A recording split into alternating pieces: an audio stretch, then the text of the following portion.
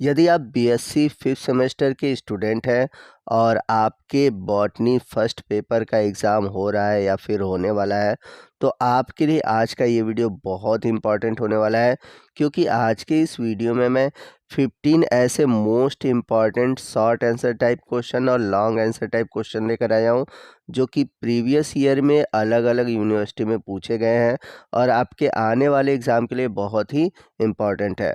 और जितने भी क्वेश्चन मैंने इस वीडियो में इंक्लूड किया हुआ है, वो सभी क्वेश्चन प्रीवियस ईयर में कई बार अलग अलग यूनिवर्सिटी में रिपीट हुए हैं। तो क्वेश्चन केवल इम्पॉर्टेंट ही हैं, बस आपको इन सभी क्वेश्चन को तैयार करना है।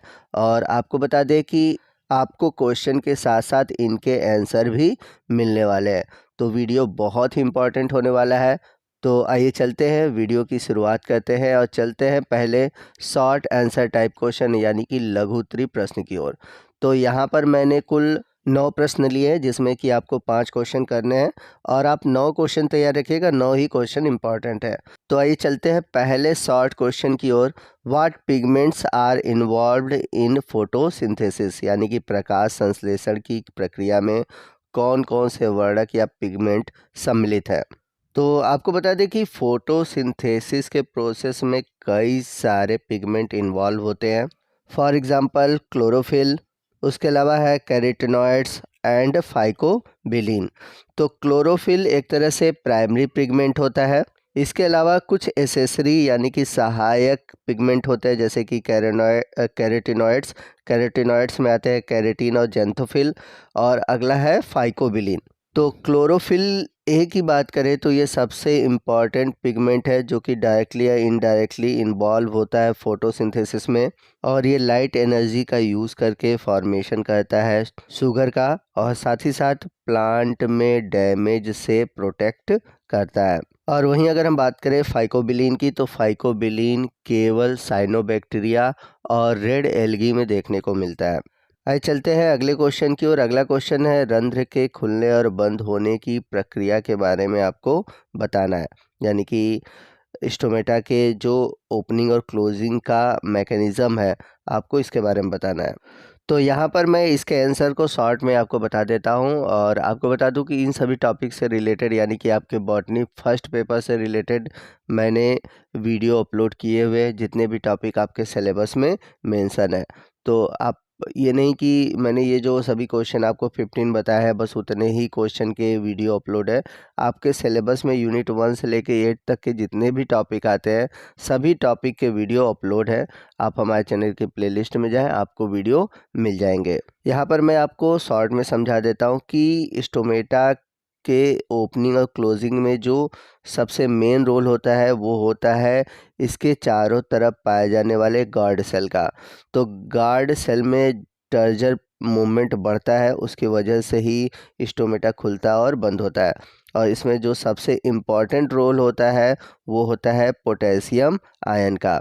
तो अगर आपने स्टोमेटा पढ़ा है तो आपको पता होगा कि स्टोमेटा के क्लोजिंग और ओपनिंग के लिए जो सबसे मेन थ्योरी है, वो है potassium ion inter conversion theory. तो आप उस थ्योरी को ज़रूर पढ़ लीजिए और यही इस टॉपिक से रिलेटेड आंसर है। तो होता क्या है कि दिन के समय जब सनलाइट होती है, तो उस दौरान जो पोटेशियम आयन है और वाटर है, वो क्या करता है कि गार्ड सेल में पहुंच जाता है। अब गार्ड सेल में किसके थ्रू जाता है? जो सबसिडरी सेल है, यानी कि जो सहायक कोशिकाएं हैं, उसके द्वारा पहुंचता है। अब इससे होता क्या है कि गार्ड सेल में जब वाटर और पोटेशियम जाते हैं, तो उसके अंदर का टर्जर प्रेशर बढ़ जाता है और टर्जर प्रेशर बढ़ने से स्टोमेटा क्या होती है? ओपन हो जाती है।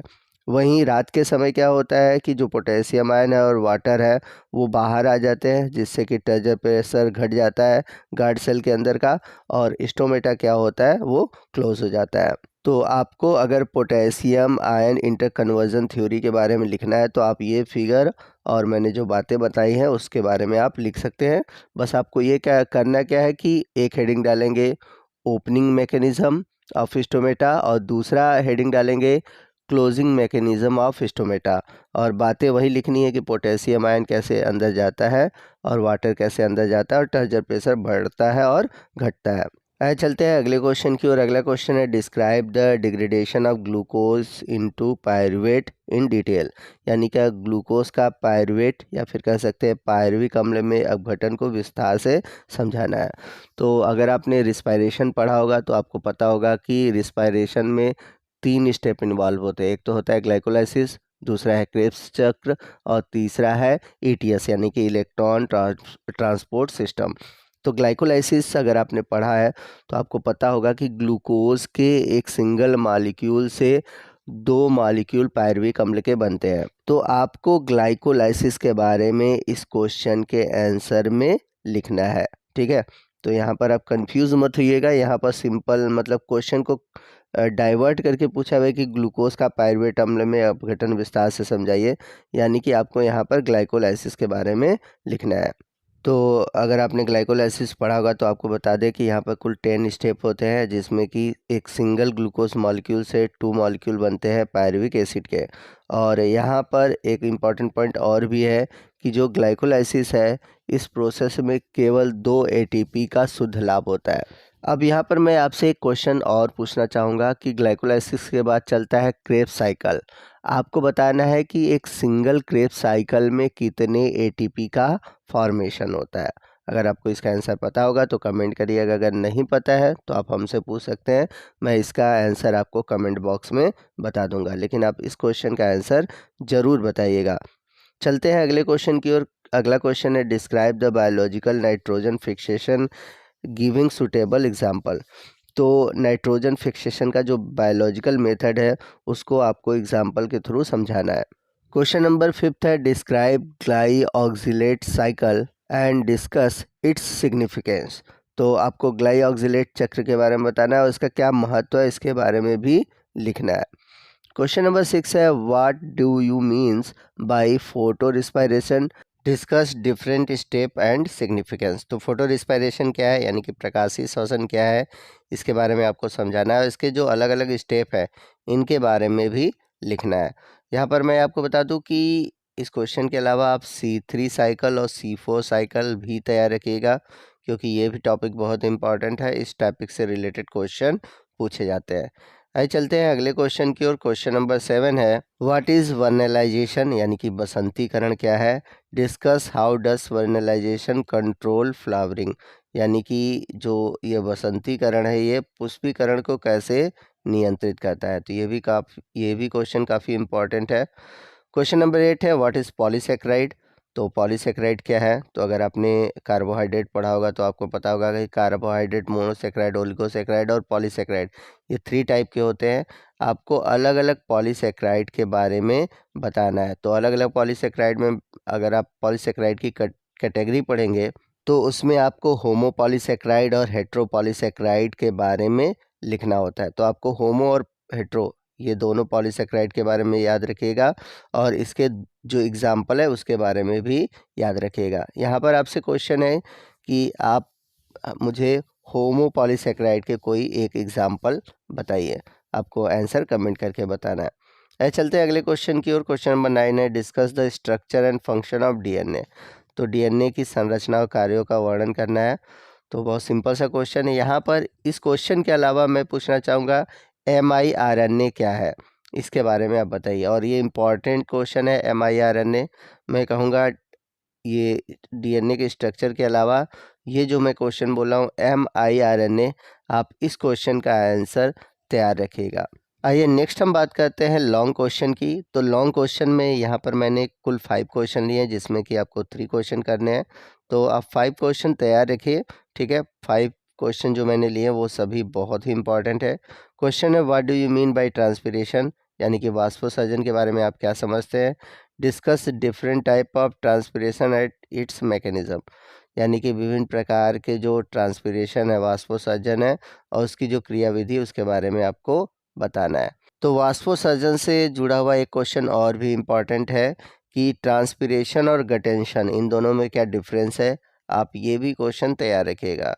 अगला क्वेश्चन है what do you mean by oxidative phosphorylation, यानी कि ऑक्सीडेटिव फास्फोरिलेशन क्या है, how it differ from photophosphorylation, यह कैसे फोटोफास्फोराइलेशन से अलग है। चलते हैं क्वेश्चन नंबर 12 की ओर। क्वेश्चन है describe the mechanism of CO2 reduction in dark age given by Kelvin. तो जैसा कि मैंने पीछे भी आपको बताया था कि आप C3 साइकिल याद कर लीजिएगा। तो C3 साइकिल केल्विन ने ही दिया था, तो C3 साइकिल को हम केल्विन साइकिल भी बोलते हैं।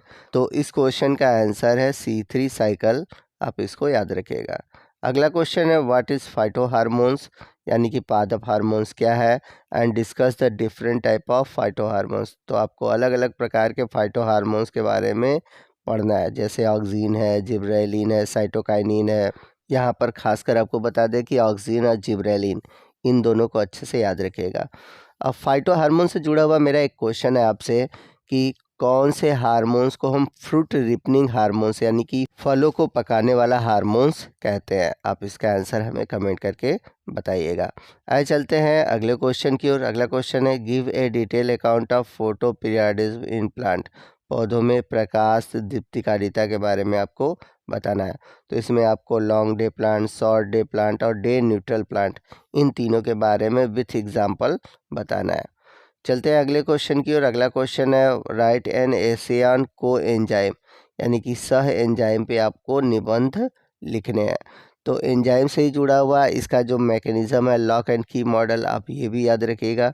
ये भी क्वेश्चन कई बार पूछा गया है। तो दोस्तों ये था हमारा आज का वीडियो, जिसमें कि हमने 15 मोस्ट इम्पॉर्टेंट क्वेश्चन आपके बॉटनी फर्स्ट पेपर से देखे। तो आपको आज का ये वीडियो कैसा लगा कमेंट करके ज़रूर बताइएगा। वीडियो अच्छा लगा हो तो प्लीज़ वीडियो को लाइक करिएगा, अपने दोस्तों में शेयर कीजिएगा। मिलते हैं अगले वीडियो में अगले टॉपिक के साथ, तब तक के लिए जय हिंद, जय भारत।